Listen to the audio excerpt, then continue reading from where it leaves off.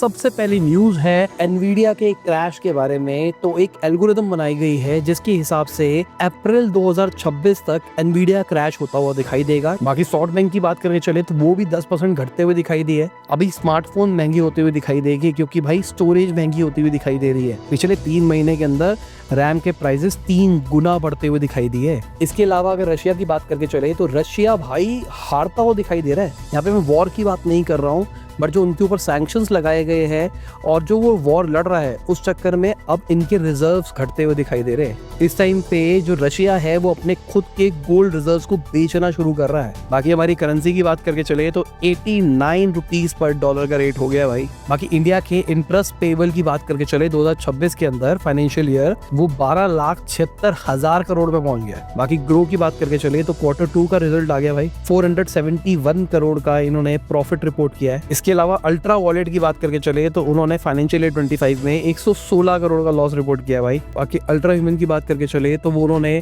100 करोड़ रुपए रेज किया है एज अ डेट। बाकी मंत्रा एम नाउ की बात करके चले जो कि इनका quick commerce of fashion delivery है, वो 80 डार्क स्टोर्स के ऊपर पहुंच गया 1 साल के अंदर। बाकी इंडिया के इंफ्रास्ट्रक्चर ग्रोथ की बात करके चले तो वो अक्टूबर के महीने में 0% पे दिखाई दिया भाई। बाकी इंडिया की लीजिंग की बात करके चले तो Q3 के अंदर 65% बढ़ती हुई दिखाई दी है।